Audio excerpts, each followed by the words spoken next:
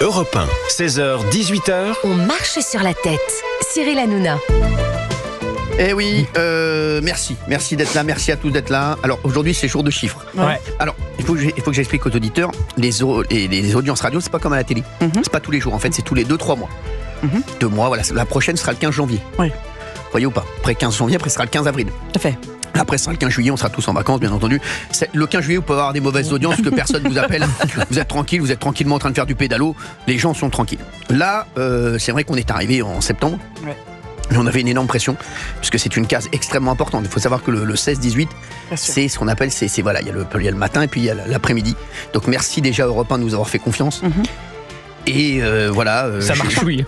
Non. Pardonnez-moi, Cyril. Oui. Pour parler audience, vous mettez toujours des lunettes de soleil. Oui, c'est les lunettes des audiences. Il faut que les auditeurs d'Europe 1 aillent sur europe1.fr pour voir Cyril. Je vais maintenant vous parler des audiences de la tranche 16-18 sur Europe 1. Je vais vous demander bien entendu de bien vouloir venir me rejoindre sur la piste. Merci. Je vais demander à Gauthier Lebray de bien dire un petit mot.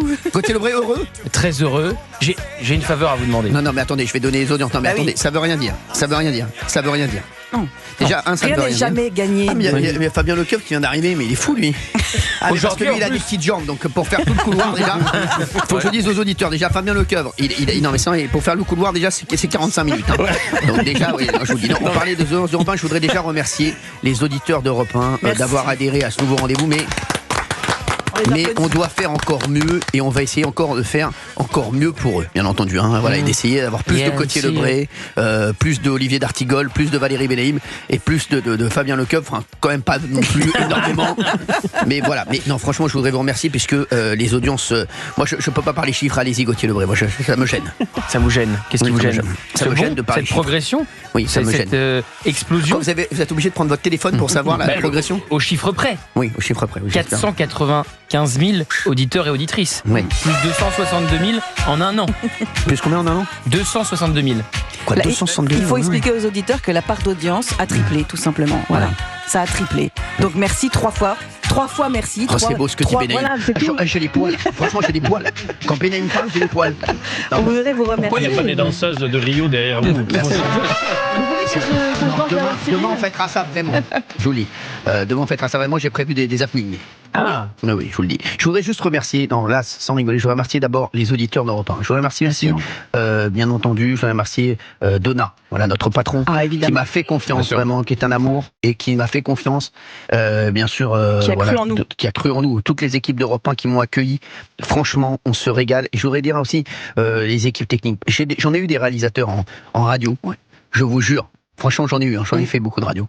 Mais celui d'Europe 1, je le dis, et il peut venir me voir d'ailleurs, il peut dire un petit mot parce qu'il est excellentissime. C'est fou. Il pense avant moi ce que je vais dire. Non mais sans rigoler, c'est incroyable. Il lit en vous comme dans un livre ouvert. Franchement, j'ai l'impression qu'on était ensemble pendant des années. À mon avis, il a dû se passer un truc. Mais dans toutes les équipes, je voudrais dire le Standard, toutes les équipes qui travaillent autour de William aussi, voilà, qui sont exceptionnelles, qui nous ont même elles-mêmes offert des chocolats. C'est à nous. C'est Jacques qui nous a offert des chocolats, alors que c'est à nous de leur offrir des chocolats. Non, je voudrais dire merci aux équipes et c'est vous qui faites un travail exceptionnel tous les jours. Franchement, je le dis, parce qu'entre la télé et la radio, je les ai au téléphone pour préparer l'émission tous les jours. Oui, c'est vrai qu'entre la télé et la radio, c'est eux qui font l'émission, et donc je voulais les remercier parce qu'ils sont exceptionnels. Voilà. Et au Standard aussi parce qu'on a des auditeurs incroyables qui réagissent sur Europe 1. Franchement, le seul bémol, c'est Big là. Oui, c'est pas bien le gars, mais bon, il est exceptionnel. Non, franchement, il a une cote partout où il passe, il cartonne. On ne parle que de lui. À l'Olympia, les gens sont en folie maintenant. Non, je voudrais dire merci à tout le monde et merci à tous les invités qui sont venus. Maintenant, les chéris, c'est que le début. Il faut vraiment, on va continuer, on va essayer de faire la meilleure émission possible. Je voudrais remercier Émilie Dez aussi, qui fait partie tous les jours et qui fait partie de l'émission. Bien sûr, elle fait partie de l'émission. Nos audiences, c'est ses audiences. Tout à fait. Eh bien, bien sûr. Eh oui, les chéris. Et Géraldine. Merci à vous. Merci Géraldine. Vous avez vu la sobriété d'Émilie quand même. Vous gardez tout le monde, on continue. Alors justement, parce que il y a un petit souci. Je vois maintenant ce qui cloche. J'ai les audiences quart d'heure par quart d'heure. Vraiment, je voudrais remercier vraiment tout le monde et on est bien sur Europe 1 et on espère que vous aussi, les auditeurs d'Europe 1, vous passez un bon moment avec nous entre 16h et 18h. En tout cas, ça a été très rapide pour vraiment avoir de nouveaux auditeurs et des gens qui adhèrent à ce nouveau rendez-vous. Donc merci à vous. Nous, en tout cas, on se régale. On est tous les jours heureux de venir et de parler des problèmes, bien sûr, de société, de parler de tout ce qui se passe en France, de tout ce qui se passe à l'étranger. Et c'est vrai qu'on a fait des émissions déjà qui, pour moi, m'ont énormément marqué. Moi, je vais vous dire, quand on a fait l'émission sur la veuve du gendarme, Harmonie, et qu'on a fait toute cette émission-là, pour moi, c'est des émissions qui resteront en tout cas dans mon esprit, même la victoire de Donald Trump. Voilà, il y a déjà des émissions qui restent dans ma tête. Est-ce que vous êtes heureux? Qu'est-ce que vous diriez? Moi, Exactement, parce qu'on rigole beaucoup aussi dans l'émission. Ouais, d'abord, je dirais merci. C'est ça, on apprend en se divertissant. Exactement. Ça me rappelle ma prof d'histoire, Madame Journiac, que j'embrasse. Oui. Info et humeur. Non, mais c'est ça, et débat. Voilà, c'est les trois mots qui caractérisent cette émission. Info, humeur, débat. Merci Valérie Benaïm, vous allez passer à la com. Cherchez un poste. Cherchez un poste tout de suite à la com, merci. Gauthier Lebray. Je suis très heureux, Cyril. Déjà, merci aux éditeurs, merci à vous. Je me souviendrai toujours de la scène où vous m'avez appelé en juin dernier en me disant tu fais quoi lundi entre 16h et 18h. Je dis rien, t'es à la radio avec moi et puis l'aventure commence comme ça. Exactement. Donc je suis très heureux. J'ai une petite faveur à vous demander. Et c'est une journée particulière, une journée d'audience. Est-ce que je peux mettre les lunettes des audiences quelques secondes pour voir la vie? Vous allez voir, la vie en rose. La vie en rose des audiences, exactement. La vie des audiences. Exactement, merci. Elles deviendront les lunettes porte-bonheur. D'un coup, la vie devient... on a l'impression d'être en mode gold, quoi. Exactement. Olivier D'Artigol, vous qui avez intégré l'émission en septembre, franchement, quel bonheur. Merci pour l'accueil, Cyril, depuis mon couple est en grave danger. Mais on fait avec. Merci à l'équipe, vraiment, qui m'a accueilli. Et merci aux auditeurs. Et j'ai souvenir à cet auditeur qui voulait menotter des gens à la grille. Mais heureusement, on a réussi à l'amener vers une gestion un peu plus douce. Le plus gros fou rire depuis le début de l'émission. Mais il avait prévu une guérite aussi. Exactement. Et merci Fabien Lecoeuvre. Merci à vous. Vous avez un mot à dire? Non, mais j'ai un mot. Je vais faire long là. Non. Par rapport à l'habitude. Non, tout va bien. Je suis ravi des chiffres. Très bien. J'en étais pas loin. J'avais parié sur 500 000. Ah oui. Ouais. Donc 500 000, c'est ce que vous me devez. Merci. Merci en tout cas, merci à tous. Allez, on a beaucoup de sujets aujourd'hui, en tout cas, et je voudrais dire juste un truc. Au départ, j'étais venu sur Europe 1 pour 2 semaines. Oui. Et j'espère que maintenant, je vais rester 10 ans à vos côtés, c'est bien beau. entendu. Et on changera jamais l'équipe après, bien sûr, si quelqu'un passe l'arme à gauche. je me ferai un beau truc. Méfiez-vous que ce soit pas vous. Merci en tout cas. Les chéris, on va parler de la déflagration d'hier. Oui. Marine Le Pen. Hier soir, les réquisitions du parquet sont tombées dans le procès des assistants parlementaires du Rassemblement national au Parlement européen. 300 000 euros d'amende, 5 ans de prison, dont 2 ans de prison ferme aménageable et surtout une peine d'inéligibilité de 5 ans pour Marine Le Pen, assortie d'une demande d'exécution provisoire. Et ça, c'est ça qui est important. C'est ça qui est important. On va vous expliquer ça sur Europe 1 dans un instant. Exécution provisoire qui ont été requis à l'encontre de Marine Le Pen.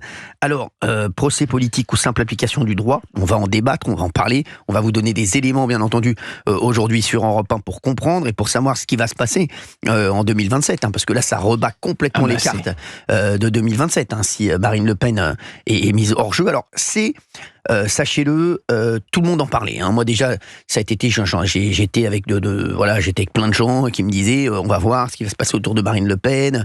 Est-ce que tous les journalistes le disaient. On attend de savoir ce qui va se passer autour de Marine Le Pen. Et c'est vrai qu'hier, quand même, personne n'osait y croire. Personne n'osait croire que les réquisitions allaient être aussi sévères. Et hier, quand c'est tombé, même ceux qui l'avaient imaginé ont pris quand même un coup sur la tête médiatique, ce qu'ils se sont dit quand même, c'est vrai, et politique, ce qu'ils se sont dit, ça va rebattre les cartes complètement de 2027, Gauthier. C'est un big bang politique, parce que vous empêchez, si c'est appliqué, vous empêchez la favorite de 2027 de se présenter, donc la potentielle future présidente. C'est 5 ans, ça peut être moins. Si c'est 3 ans, ça suffit à empêcher Marine Le Pen d'être candidate à la prochaine présidentielle. Exécution provisoire. Et voilà, exécution provisoire. J'allais venir. L'exécution provisoire, ça veut dire que c'est appliqué maintenant, tout de suite. Même et vous s'il y a un appel de la Marine décision. Le Pen de la vie politique, parce que ça pourrait s'appliquer aussi pour son poste de députée, pour la présidence du groupe à l'Assemblée nationale. Donc elle n'est plus députée, elle n'est plus présidente de groupe et elle n'est plus candidate à la prochaine présidentielle. Donc c'est un choc politique total, ça rebat totalement les cartes. Si encore une fois c'est confirmé, la décision devrait tomber en février. Et dans ce cas-là, évidemment, ça ouvre la voie à Jordan Bardella. 01 80 20 39 21, 01 80 20 39 21, vos réactions réagissez à ce, comme vous l'avez dit, hein, c'est un séisme. Hein. Oui, c'est la favorite. Il faut bien se dire ça. Exactement. Parce que tout le monde dit oui, on empêche la principale opposante à Emmanuel Macron d'être candidate. Emmanuel Macron, il n'est pas candidat en 2027. C'était la favorite de tous les sondages pour 2027. Vous sortez la numéro 1 du moment pour la prochaine présidentielle. Alors c'est un séisme. Le parquet a justifié cette demande. Il n'est pas un peu flottant, le parquet. Non, mais le parquet a rappelé que les ambitions politiques ne devaient pas être prises en compte dans le procès. C'est leur justification. Oui. Alors, et D'Artigol, qu'est-ce qu'il dit de ça ? Les réquisitions posent problème sur une dimension pour ceux qui les contestent, notamment sur le côté exécutoire. D'ailleurs, le jugement peut revenir sur cette dimension-là. Mais les réquisitions s'appuient sur des faits, sur des réalités.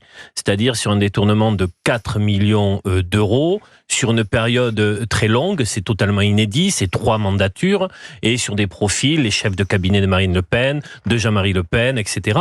Donc il y avait des éléments, le dossier n'est pas vide. Mais ce qui pose problème aujourd'hui, c'est que si l'exécution est décidée, en effet, ça vient jouer, ça vient interférer dans la vie démocratique de la prochaine présidentielle. C'est un sujet. Bien sûr que c'est un sujet. Mais avec aussi le côté concomitant de la sortie du livre de Jordan Bardella, qui est signé à Bruxelles le jour où ça tombe, et on sent bien que ce calendrier a été travaillé. D'un côté, un coup dur pour Marine Le Pen, mais de l'autre, Jordan Bardella qui prend la lumière. Je suis pas sûr que le calendrier ait été travaillé, moi, là-dessus. Hein. Je pense pas que... On peut même tout dire, la sortie du livre a été repoussée pour pas que ça tombe en plein procès de quelques jours. Voilà. Mais c'est vrai que tout fait sens. D'un côté, vous aviez Marine Le Pen au tribunal, et de l'autre, vous aviez Jordan Bardella qui signait des centaines de livres. Il en est à plus de 2000 signatures, il en a vendu 25 000. Il est en pleine tournée littéraire qui ne fait que commencer. Il sera d'ailleurs tout à l'heure sur Europe 1 à 18h30. Donc, il sera chez nous à la télé jeudi prochain. Et ben c'est vrai que voilà, le parallèle fait sens. Ce qui fait penser à ce qu'avait fait Éric Zemmour. Livre plus réunion. Oui, c'est vrai. C'est copié un peu sur la tournée littéraire d'Éric Zemmour. Mais ça fait tellement sens, c'est tellement un choc que même Gérald Darmanin, qui n'est pas du camp de Marine Le Pen, c'est pour ça que a apporté son soutien à Marine Le Pen. C'est pour ça que j'aime Gérald Darmanin aussi, parce que voilà, j'ai aimé son tweet. J'ai aimé le tweet de Gérald Darmanin. Vous savez pourquoi aussi Gérald Darmanin dit ça ? Mais il est malin. Il est malin. Oui, bien sûr. C'est un signal aux électeurs RN au cas où elle n'est pas là. Évidemment. Et un deuxième, je vais vous dire. Entre nous, je vais vous donner mon analyse, après vous me direz ce que vous en pensez, c'est vous le spécialiste politique, puis on va en parler avec Mathieu Vallée, dans un instant, député européen et porte-parole du Rassemblement National. Moi je vais vous dire, je pense au contraire, vous savez, c'est l'effet C8, hein, ce que j'appelle maintenant l'effet C8. On fait tous les jours des records d'audience sur C8. Je pense que les gens, au contraire, ça va leur donner encore plus envie. Ah oui. Ah mais je vous le dis, alors là je partage à 100%. Ça va être. Ah mais je vous dis, les Français détestent qu'on essaie de leur dire ce qu'il faut regarder, pour qui il faut voter, ce qu'il faut écouter comme musique. Ils détestent les Français. Ils veulent vraiment qu'on les laisse penser par eux-mêmes. Et tous les donneurs de leçons à chaque fois. Et quand on essaie de les empêcher de voter pour quelqu'un, de regarder quelque chose, d'écouter quelque chose, c'est là qu'ils vont le plus écouter, qu'ils vont le plus voter pour eux. Il y a un parallèle à faire, complètement, il y a complètement un parallèle à faire. C'est-à-dire que maintenant, on se substitue au choix du public, on coupe la première chaîne de la TNT, on enlève la favorite de la prochaine présidentielle. Donc c'est aux électeurs, oui, mais bon, faut quand même dire aux auditeurs qui nous écoutent, le plus probable, c'est que Marine Le Pen ne soit pas candidate à la prochaine présidentielle. Il faut dire les choses. Voilà, c'est ça le plus probable. C'est ça qu'on va. Et c'est insupportable de se substituer au choix de l'électeur. Aujourd'hui. Oui, mais après on peut pas dire, nous par exemple, on l'a dit très souvent, on peut pas répéter à longueur d'émission, oh là là, la justice elle est laxiste, regardez ces juges qui laissent tout faire, regardez, et puis quand tout à coup la justice tape du poing sur la table, alors évidemment on peut s'interroger sur l'exécution provisoire, mais sur les réquisitions, je mets de côté l'exécution provisoire, on peut pas dire, oh bah tout d'un coup, regardez comme ils sont sévères. Il faudrait savoir où la justice est laxiste, où la justice applique le droit. Non mais c'est un cas très particulier. Vous pouvez mettre une amende record au Rassemblement National, vous pouvez en rendre inéligibles certains députés, pourquoi pas un maire. Là, on parle de la favorite pour la course à la présidentielle. Ça va créer un choc dans l'opinion publique qui va sentir dénoncer un déni de démocratie. Vous ne pouvez pas enlever la favorite dans la course à l'Élysée de la présidentielle, c'est pas possible. Et ça donne un peu la sensation que c'est les les juges qui décident qui peut être sur la ligne de départ. Et c'est pour ça que ça relance ce débat sur la gouvernance des juges, le pouvoir des juges. Alors vous nous appelez 01 80 20 39 21 pour réagir à cela. Et il y a Mathieu Vallée qui est avec nous, député européen et porte-parole du Rassemblement national. Mathieu Vallée, quand vous avez appris, bonjour, merci d'être là. Merci à vous. Comment vous vivez ces réquisitions au Rassemblement national? Vous les trouvez sévères ou pas? Ça a été un coup de massue hier lorsqu'on a découvert ces réquisitions, notamment celles qui empêcheraient notre candidate légitime de pouvoir se présenter à l'élection du suffrage universel des Françaises et des Français en 2027. Et moi, je peux vous dire que c'est une femme courageuse. C'est une femme qui m'a fait confiance avec Jordan Bardella lorsqu'ils m'ont proposé de les rejoindre sur la liste des européennes. Et elle s'est pas laissée abattre. Elle est combative. Elle va se combattre jusqu'au bout. Il va y avoir les plaidoiries qui vont arriver rapidement pour qu'elle puisse faire prévaloir ses droits de la défense, et elle n'a pas envoyé des représentants, elle s'est pas absentée, elle a voulu elle-même assumer ses responsabilités devant le tribunal, et ça, je tiens à le souligner. Maintenant, pour répondre à Valérie Benahim, moi, je suis pas d'accord. On a tous les jours regardé Philippines. Moi, j'aurais aimé que la main de la justice se trempe pas face à celui qui avait déjà violé et tué des personnes avant de s'en prendre à Philippines. Tous les jours, on a des voyous qui fracassent, qui agressent, qui violent, qui tuent, qui assassinent et qui n'ont pas une réponse pénale ferme. Marine Le Pen, dans cette histoire, elle est traitée comme la pire et la vulgaire des crapules. Et moi, c'est ça que je comprends pas. C'est une femme qui a jamais fait de victime, qui a jamais emmerdé personne, qui a défendu ses convictions, qui a tout été cherché avec les urnes. On lui a rien donné. Donc, moi, j'estime que oui, aujourd'hui, il y a un gros sujet sur le parquet qui, dans ses réquisitions, a quand même précisé que pour un des prévenus dont ils n'avaient aucune charge, ça leur ferait mal de plaider la relaxe. Donc moi, j'estime qu'aujourd'hui, oui, il y a de graves doutes sur la sincérité et sur l'indépendance des magistrats qui ont recueilli ces peines très fortes. Et j'attends évidemment que les juges du fond s'expriment pour pouvoir savoir où on va. Vous dites que c'est un procès politique. Je termine. Nous, c'était un procès pénal, ça a été transformé en procès politique. Marine Le Pen, qui est plus au Rassemblement national ou qui est plus en tant que députée ou chef de groupe, c'est un navire sans gouvernail. Aujourd'hui, c'est une femme qui a permis à beaucoup de gens de se lancer en politique, qui a permis à beaucoup de gens de se faire connaître et d'obtenir la confiance des Françaises et des Français. Et ça, faut pas l'oublier. Moi, j'aime pas mordre la main qui m'a nourri. Et donc, j'ai beaucoup de reconnaissance et de gratitude vis-à-vis de Marine Le Pen et de Jordan Bardella. Moi, ce matin, j'étais à Bruxelles avec Jordan Bardella. Je sais qu'il était très touché par ces réquisitions aussi. On en a parlé brièvement après les votes ce midi. Et donc, rapidement, ils vont se voir cet après-midi. Et donc, j'espère qu'effectivement, on aura des juges du fond qui rendront un jugement qui nous privera pas de notre candidate naturelle pour 2027.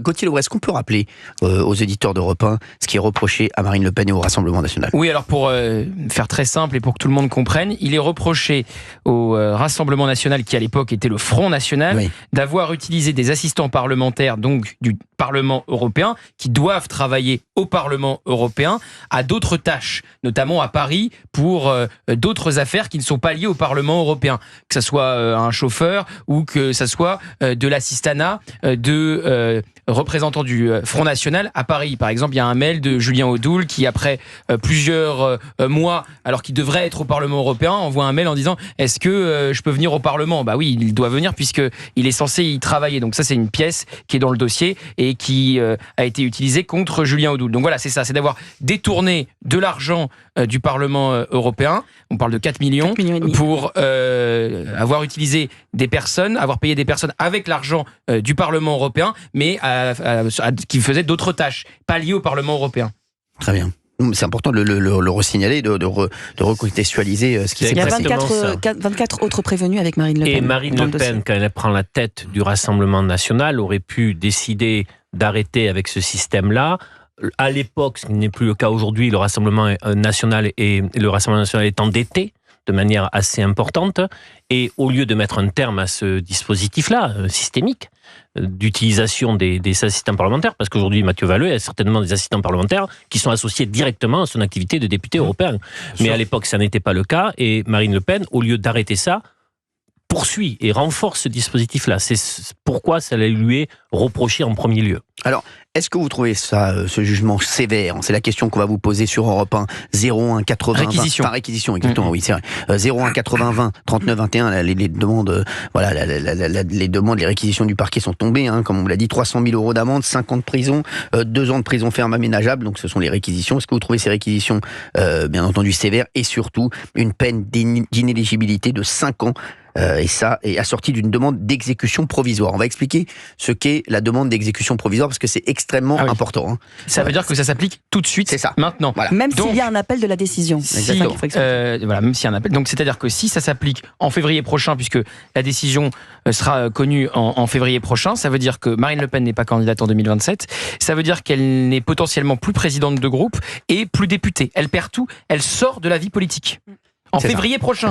On est en novembre. Donc, vous voyez, dans 3 mois, il faut se dire ça, la vie politique de Marine Le Pen peut être terminée. C'est pas une première dans le monde politique.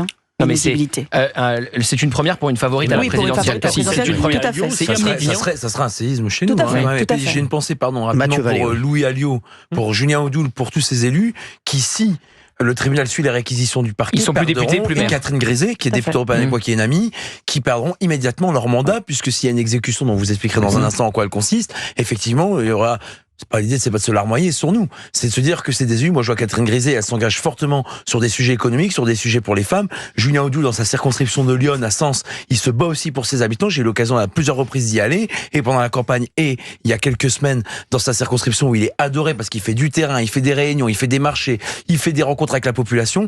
Et moi, je trouve qu'on priverait de gens de qualité, de compétences, et sans parler de Louis Alliot, qui est le maire de notre plus grande ville actuellement, que le Rassemblement national. Perpignan, 150 000 habitants. Moi, je suis allé le 1er mai à Perpignan, lors du lancement des européennes. C'est un maire qui n'ont pas adoré, mais il est adulé dans sa ville. Il y a de la vidéosurveillance, de la police municipale, de la vie économique, du refondation des quartiers. Il se défonce pour sa ville, en fait. Et donc moi, j'espère qu'on va pas nous priver de tous ces talents, de toutes ces pépites, de tous ces gens qui se battent pour les Français. C'est ça qu'il faut dire aussi. C'est important ce que dit Mathieu Vallée, parce que ça, il faut le dire, il n'y a pas que Marine Le Pen. Non, il y a. Voilà, donc Julien Audoul, qui sera avec nous d'ailleurs à la télé dans un instant.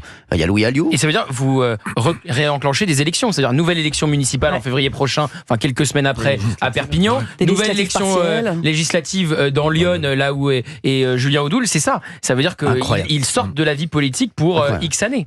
Oui, non, c'est pour ça, c'est vraiment, quand je vous dis que c'est une déflagration, c'est une déflagration. Évidemment, tous les regards sont centrés sur Marine Le Pen parce que c'est la présidentielle, et donc évidemment, c'est quelques étapes au-dessus. On le saura quand ça va être Février. La date du jugement n'a pas encore été rendue publique, mais ça sera entre février et mars. Voilà. Et la défense doit plaider à partir de lundi. Alors on vous pose la question, 01 80 20 39 21, vous nous appelez sur Europe 1, est-ce que vous trouvez ces réquisitions sévères? D'Artigol, pour vous, c'est sévère ou pas? Je ne suis pas favorable à l'exécution. Je souhaite que Marine Le Pen puisse continuer à participer à la vie démocratique.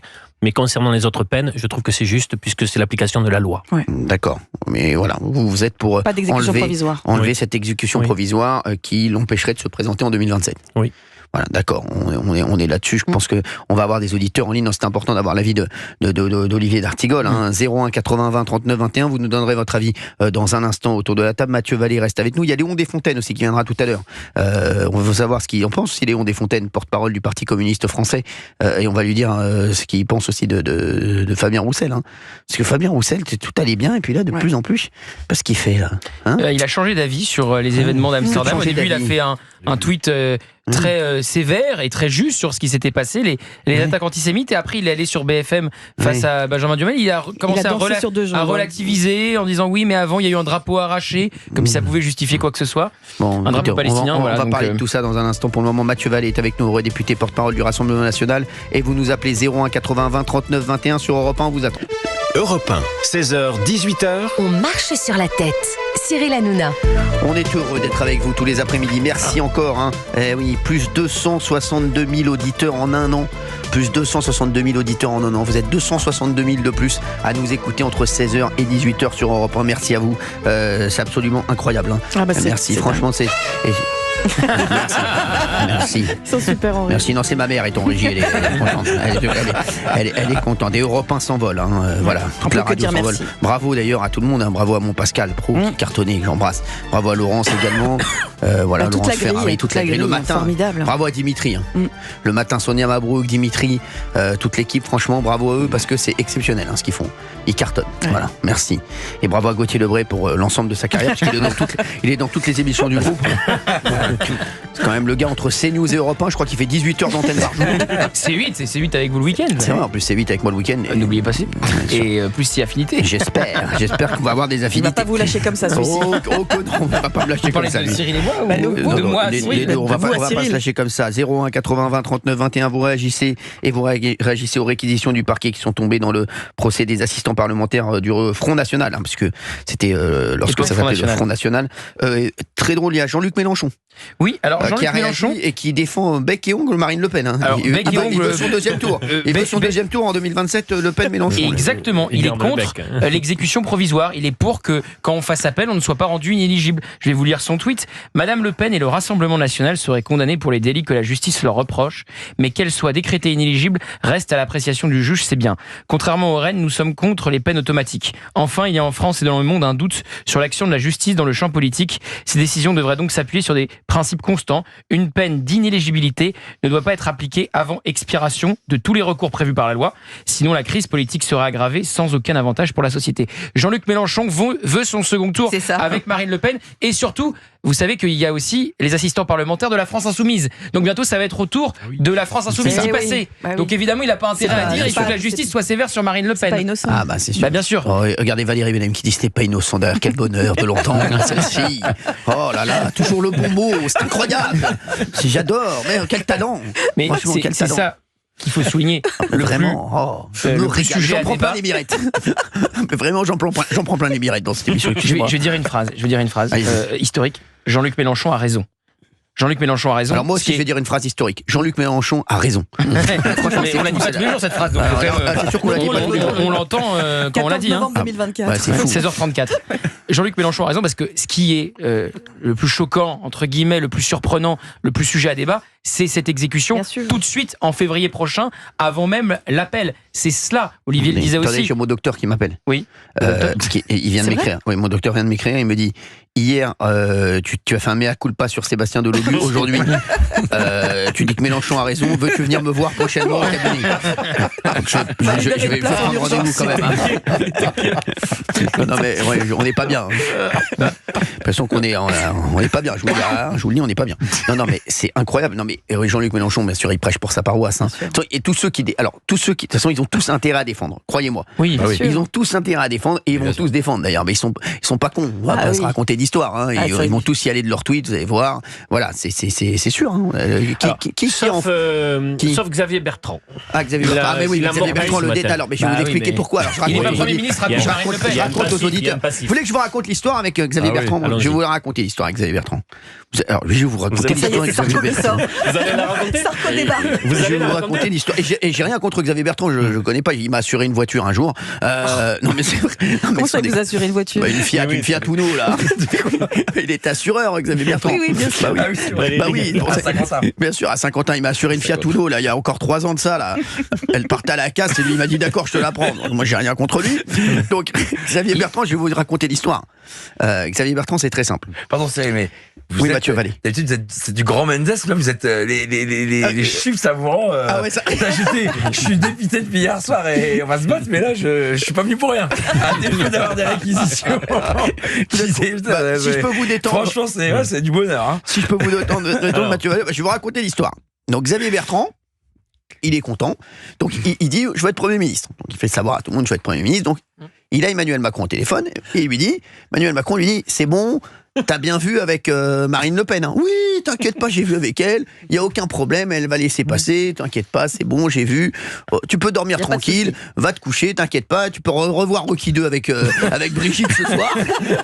Ça c'est le verbatim de la conversation. Oui, non, mais je vous le dis. J'embrasse Brigitte que j'adore. Je suis fou de Brigitte. Je l'adore Brigitte. Voilà. Et donc il dit tranquille, t'inquiète pas. Donc Emmanuel Macron tranquille. Là, il commande des Deliveroo, ils font des sushis, ils sont tranquilles. Là, ils regardent Rocky 2. On se met mais Rocky 4 avec le Russe. Allez, d'accord. C'est pour moi mais Rocky 4 avec le Russe. Voilà. Je veux même en 2 roues arriver dans les listes de Deliveroo avec les sushis. Donc c'est ça. Donc là ils sont bien. Brigitte est bien parce que moi quand Brigitte est bien, je suis heureux. Voilà. Donc ils regardent Rocky 4 tranquille. What else back on the street. Donc là ils sont bien. Et là, donc qu'est-ce qui se passe, les gars? Là, il y a un gars qui appelle Emmanuel Macron. Je peux pas vous dire qui. D'accord. Okay. Un gars qui appelle Emmanuel Macron, qui lui dit oui, bon, ça va et tout. Alors, moi, non, on est parti sur Bertrand, c'est bon, hein, je l'ai eu. Normalement, c'est bon avec Marine Le Pen, etc. Il m'a dit, il m'a assuré que c'était bon avec Marine Le Pen. si un assureur t'assure, vérifie quand même.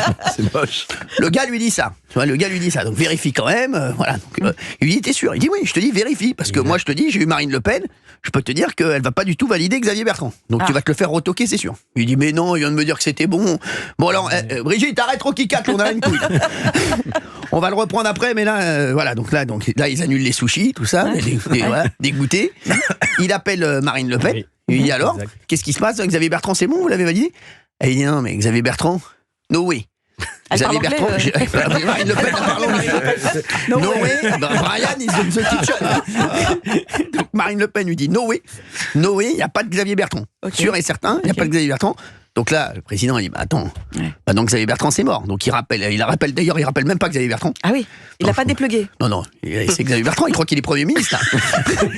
Xavier Bertrand, alors on il est avec Waze, il cherche l'adresse de Matignon, là. Attends, il est comme ça, il est sur Waze, il a mis Matignon, quoi, il est en train de il est au Matignon en train de boire un verre, lui, le café, là. Xavier Bertrand. Donc je vous le dis, donc il déplugue pas Xavier Bertrand, et finalement, il y a le nom de Michel Barnier qui sort. Michel Barnier qui était lui, le gars, Michel Barnier, très sympa, hein. Ouais. Mais Michel Barnier, là, le gars, il s'y attendait pas du tout. Lui, il était en train de faire du char à voile à Quimper. J'ai 2 anecdotes. Là, il y a des gars. Oh, tu t'arrêtes 2 secondes là. Tu vas peut-être être Premier ministre. Bah, tu enlèves le casque et tu te prépares là. Tu rentres dans la limousine, c'est parti là. Okay. Donc, on va en parler dans un instant. On va parler des 2 anecdotes de Gauthier Lebret dans un instant. Vous restez avec nous sur Europe 1 tout de suite. Les coulisses sont top. Hein. Il faut évacuer l'image. On est à l'antenne.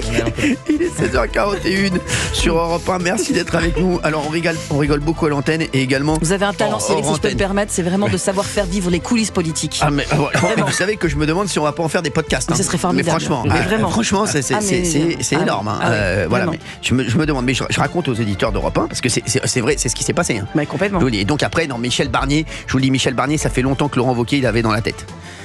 Si. Bah, c'est Alexis Collère, Michel Barnier. Oui, c'est les deux. Secrétaire général de l'Élysée. Alexis Collère et Laurent Wauquiez s'entendent bien. Je vous rappelle que Laurent Wauquiez, après législative, il dit je ne veux pas d'un Premier ministre LR. Ouais. Et c'est l'interview de Nicolas Sarkozy qui le fait évoluer dans les colonnes du Figaro. S'il vous plaît, merci. Hein. C'est vrai. Mollo, mais c'est factuel. C'est factuel. Vous allez voir ce qui va être. C'est grâce à Nicolas Sarkozy. Votre licenciement va être factuel également. Merci. Pourquoi bon. Non, je sais pas comme ça. Non, je sais pas. Et alors, Laurent Wauquiez, Xavier Bertrand, j'ai une anecdote. Xavier Bertrand, j'ai une anecdote. L'entourage de Marine Le Pen m'écrit en disant il faut que tu fasses. On te donne une info, il faut que tu fasses sortir. Tu peux faire sortir que Marine Le Pen censurera Xavier Bertrand s'il est nommé Premier ministre. Donc je tweet cette information, on la sort sur CNews, et au même moment il y a un député RN qui s'appelle Yoann Gillet qui est sur BFM et qui dit je connais son cousin. Il y aura pas, oui, Didier Cardigan. Il n'y aura pas de censure sur Xavier Bertrand. Il n'avait pas visiblement eu la consigne de Marine Le Pen. Et donc Xavier Bertrand prend contact avec CNews en disant bah non, regardez, il y a Yoann Gillet qui a dit qu'il n'y aurait pas de censure, donc non, ça passe encore. Et en fait au même moment il y a Michel Barnier qui arrivait à vélo dans la cour de l'Élysée et qui allait être nommé Premier ministre. Il arrive en vélo, Michel Barnier. En vélo. Et il a même été pris en photo. On m'a envoyé des photos de Michel Barnier. Tout le monde arrive en vélo de toute façon. Dans la cour de l'Élysée, il arrive en vélo. J'étais arrivé en vélo aussi. Quand vous aviez été chez Marlène Schiappa. J'embrasse d'ailleurs Marlène. Vous étiez venu à vélo. Il arrive à vélo. Ouais, c'est à vélo. À vélo. Oui, merci. Plus qu'en vélo, je crois. Exactement. Et à bicyclette, on est avec Yves Montand. Merci. Merci, vous nous appelez 01 80 20 39 21. Qu'est-ce qui se passe d'Artigol? La bicyclette avec Paulette. Oui, c'est vrai. On dirait, c'est une ex à vous, Paulette, ou quoi? Je sens qu'il a du vague à l'âme. Lui, il me regarde, on dirait il voit toute sa vie défiler, lui, sans rigoler. Non, oui, Paulette. Ça va, bon, allez. On va parler des réquisitions du parquet qui sont tombées dans le procès des assistants parlementaires du Front National. Et Mathieu Vallée est avec nous. On va avoir des auditeurs en ligne, Mathieu. Vous trouvez ça forcément, bien sûr, la question qu'on pose, est-ce que vous trouvez ça sévère, ces réquisitions? Forcément, vous dites oui. Même Jean-Luc Mélenchon les trouve sévères. Hein. Non, il trouve sévère l'exécution provisoire. Oui, je sais. Voilà. Oui, mais ça en fait partie du débat. C'est le sujet du débat. C'est ça qui pose problème. Ouais. 300 000. Voilà. Parce que c'est la garantie de la présomption d'innocence de dire que tant que la décision n'est pas non susceptible d'appel et donc qu'elle n'a pas été jusqu'au bout, on doit pouvoir la suspendre. C'est pour ça que normalement, on devrait avoir cette assurance de ne pas avoir une exécution avant le jugement définitif. Parce qu'il y a l'appel, il y a la cassation, il y a des voies de recours qui ont été mises en place pour ça. Bon. On verra bien. On va déjà attendre le jugement dont M. Lebret nous dit février ou mars. Et pour dire, tous les voies de recours lui permettraient donc d'être candidate. Tout à fait. Le calendrier. Et lui, il intervient, on dirait le mec dans Miss France, tu sais. Avec un maston de colle. Le gars, il arrive, il a mis un costume bleu.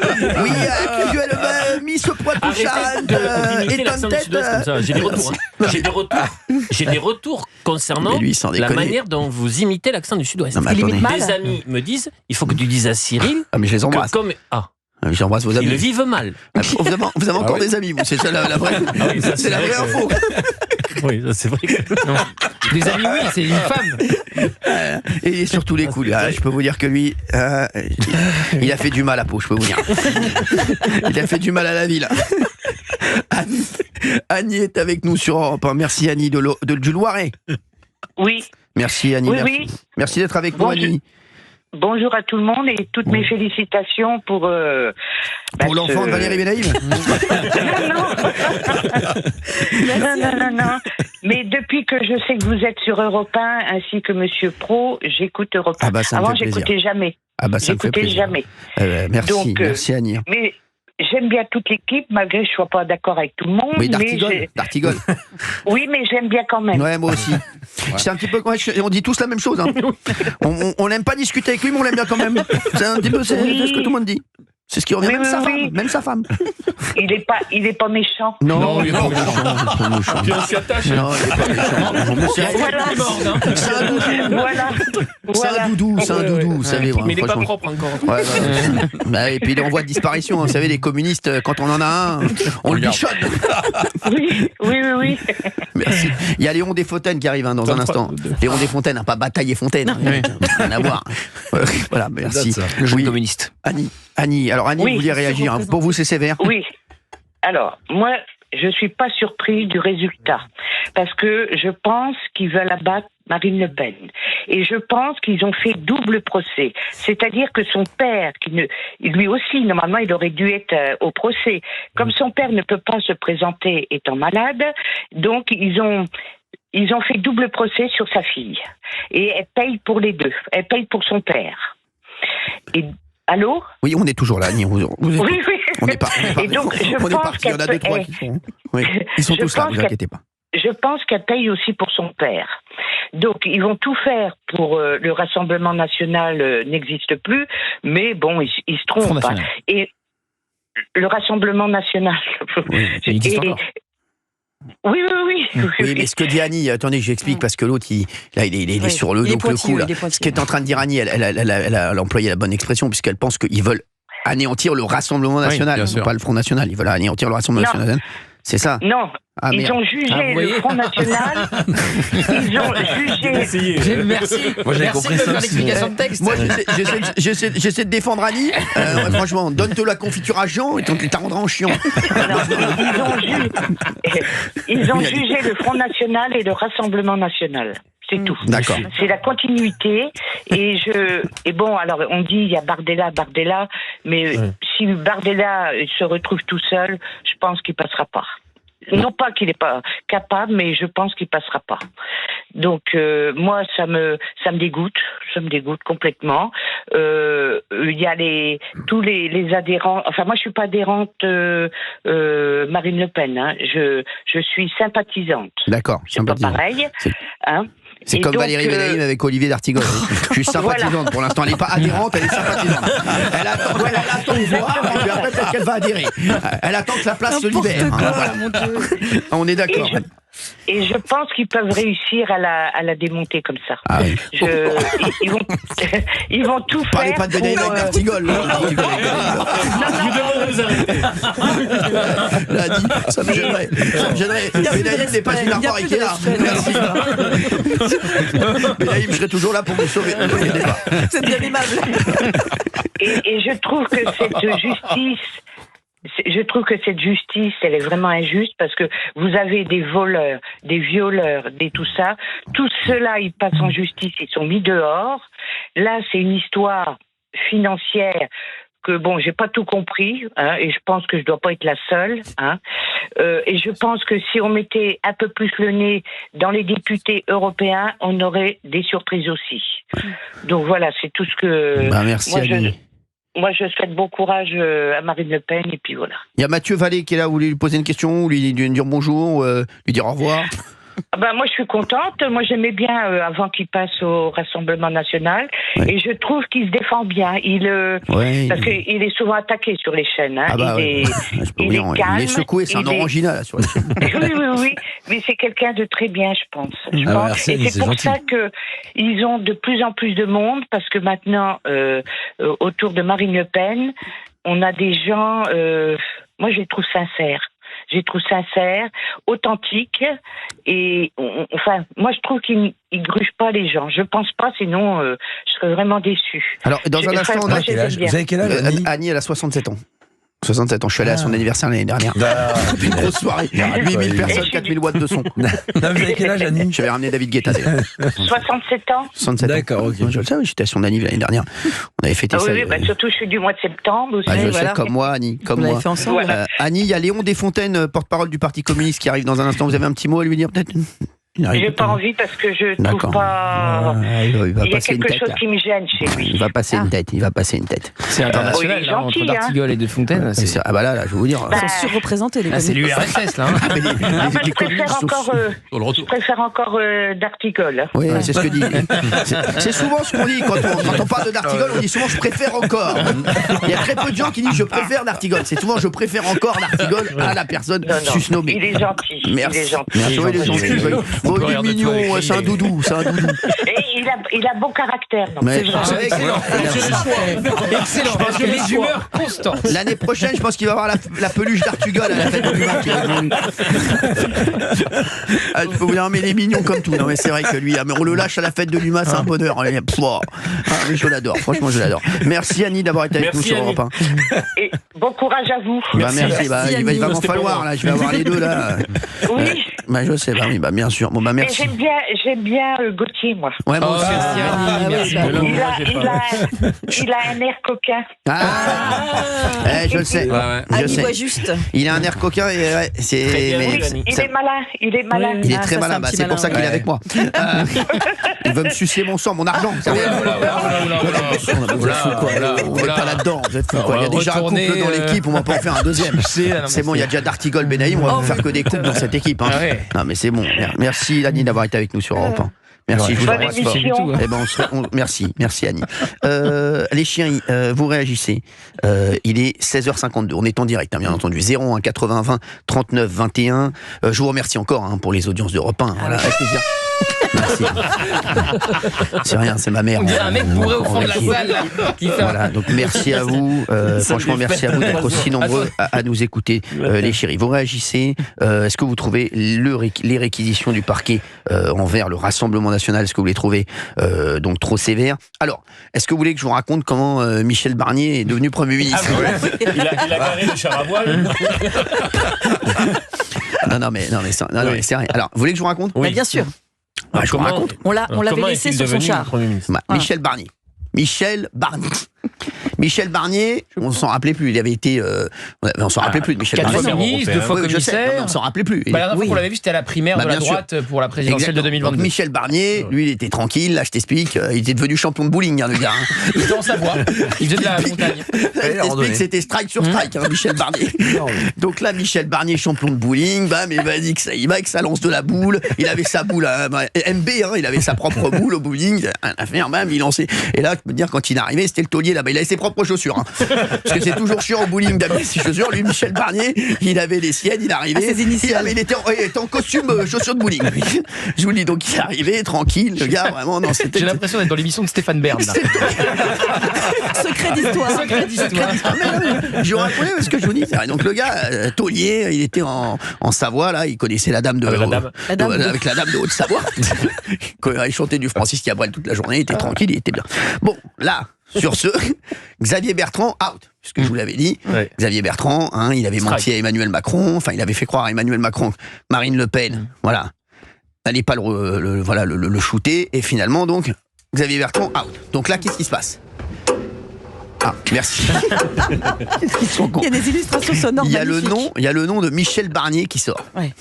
Eh ouais. Michel Barnier, je parle de toi parce qu'avec ta petite voix. Donc Michel Barnier sort et je vous raconte la suite dans un instant sur Europe 1. Vous allez voir quand Michel Barnier est devenu Premier ministre. On va glisser 01 80 20 39 21 et on est professionnel. C'est Hanouna. Et c'est Hanouna là. Vous allez en prendre plein les mirettes. Du récit aussi. C'est incroyable. Merci Émilie Dez. Allez, on est reparti pour On marche sur la tête. On va dire au revoir à Mathieu Vallée qui est avec nous, qui doit prendre un train. Merci à vous. Prenez le train. Un avion. Un avion. Ouais. Bah, c'est à peu près pareil. Ouais, ça sauf va sauf qu'il y en a un qui est en retard. C'est pareil. Merci en tout Mathieu. cas pour cette bonne émission et Ouais. puis savez que bon vous- succès pour les audiences suivantes. Bah, merci. Bon, on va essayer. Succès. Non, bon, succès, on a l'antenne. Ah. Mais Gauthier Lebré, vous êtes devenu fou. Merci Mathieu Vallée. Et Merci à vous vous. venez nous voir. Hein, Ça bien marche. entendu. On est là, nous, 16h, 18h, on bouge pas. Vous demandez, puis il y a la gardienne de l'immeuble, Valérie Benaïm. Vous la demandez. Il n'y a pas de problème. Je suis toujours Merci présente. Mathieu Vallée. Il y a Il y a il y a Léon Desfontaines tiens, qui vient nous rejoindre dans un instant. C'est reparti. Europe 1, 16h, 18h. On marche sur la tête. Cyril Hanouna. Ah, quel bonheur hein, d'être avec vous, franchement, tous les jours. 17h03, on est ensemble, on est en direct. Dans un instant, on aura quand même là, on va tous les jours à 17h, les gars, à 17h03, c'est les infos de Fabien C'est Leclerc. vrai. Quoi Ah qu'il oui. arrive Ouais. maintenant, Ah bon ça va être clair, ça va être clair et net. Ouais. Ça va être clair et net. Ah oui, net ça et sera le précis. rendez-vous. Vous nous appelez en revanche au Le 01. top jeu Europe 1. Ah bah, c'est pas Eh oui, vous venez d'entendre le top jeu Europe 1. À partir de maintenant, vous avez 15 minutes pour jouer et tenter de gagner le tout nouvel iPhone 16. Pour jouer, c'est facile. Vous inscrivez dès maintenant au tirage au sort. Vous envoyez le nom de votre radio préférée qui est Europe 1. Europe 1. Il n'y a que d'Artigol qui l'a pas dit. Il n'aura pas sa prime. Merci. Et pourtant, il y passe du temps. Hein. Vous envoyez Europe 1 par SMS au 7 39 21, 3 fois 75 centimes plus coût du SMS. Bonne chance à tous. Je suis très heureux parce que je reçois quelqu'un que j'aime beaucoup, Léon Desfontaines. Oui. Ouais, il vient souvent nous voir. C'est le premier invité que j'ai eu d'ailleurs je crois sur cette émission. Donc c'est un petit peu notre parrain. Donc si les audiences sont bonnes, merci à lui quand même aussi. Hein. Bah oui, voilà. Il a Merci. participé. Merci Léon Desfontaines, porte-parole du Parti communiste français, d'être avec nous. Merci beaucoup. Merci pour l'invitation. Bah, Bonjour à merci toutes et Madou. tous. Bah, merci et je suis heureux de vous voir parce que c'est toujours intéressant de discuter avec vous et je pense que les auditeurs aiment bien aussi avoir votre avis sur certaines choses de l'actu. On va parler bien entendu des réquisitions contre le Rassemblement national. Il y a Jean-Luc Mélenchon qui a réagi il y a un instant, hein, Gauthier Lebré. Absolument, il est contre l'exécution provisoire, c'est-à-dire contre la peine d'inéligibilité qui s'applique tout de suite en février prochain, malgré l'appel de Marine Le Pen, ce qui rendrait impossible sa participation à une présidentielle. On va en parler dans un instant et je vais vous dire moi les hypothèses, hein, bien entendu, que je vois et les hypothèses pour lesquelles je pense que Jean-Luc Mélenchon défend Marine Le Pen. Je vais vous en parler dans un instant. J'ai trois pistes hein, et vous me direz si j'ai les bonnes ou pas, Gauthier Lebré. Parce que Je ne les ai pas entendues, mais je vous dirai déjà que vous avez les bonnes. Oh, quel bonheur. On va discuter avec Léon Desfontaines dans un instant, mais je vous l'ai dit, hein, tous les jours à 17h03, 17h05, c'est les infos de Fabien Lecoeuvre. Bonjour Fabien, merci d'être là. Alors, un grand jour aujourd'hui. Au-delà d'être l'anniversaire, comme on l'a précisé il y a quelques instants, du roi Charles III, mais ce 14 novembre, c'est aussi l'anniversaire de Stéphane Bern. Mais Patrick Sébastien, faut que je de l'écrive. Patrick Sébastien et de Nagui. Voilà. Le 14 novembre, c'est un jour Stéphane important pour la Bern. télévision. Stéphane Bern également. Putain, mais c'est fou, j'ai Tout ce oublié de beau les appeler. monde est né le 14 novembre. Ah ouais. Et il n'y a pas quelqu'un d'autre? Bah non, c'est déjà bien. Ma déjà. marraine, elle est née le 14 novembre. Non, c'est vrai, Elle je vais a 60 ans aujourd'hui. Comment elle s'appelle? Isabelle Magnac. Isabelle Magnac. Eh ben, c'est très bien. Je l'embrasse en tout cas. Elle travaille à Hachette en plus. Non, c'est vrai? Si, Ah ouais, bah fort. Ah ouais. C'est important. C'est la meilleure info du jour. Franchement, non, mais c'est vrai. Merci. Tiens, hier, Céline Dion était à Riyad, en Arabie Saoudite. Elle était à Riyad. Ouais, à Riyad. Elle mangeait des grillades. Non, pas encore. Non. Elle a non seulement assisté à un défilé de mode d'une très grande marque haute couture, bien sûr, mais elle a aussi chanté pour les 45 ans de cette marque. Les images ont fait le tour du monde. Céline a chanté en direct une version orientale de sa chanson I Am Alive. Non, c'est pas. Et Non, c'est ainsi. I'm alive. I'm Alive, si vous souhaitez. I am alive. Ah ouais, mais c'est vrai que I c'est am live. parce que Alive. Elle am lave. Non. Je suis vivante. Je suis I am vivante. live. Parce que je croyais que c'était une chanson pour un volcan, comme vous le dites. Ah oui. I am live. Non, mais Oui, sans oui. rigoler. Et puis le deuxième titre qu'elle a C'est vrai chanté. que c'est un de mes titres préférés de Céline Dion. Ah oui? Ah ouais. C'est grande chanson. Reach for me. Ah ouais. When you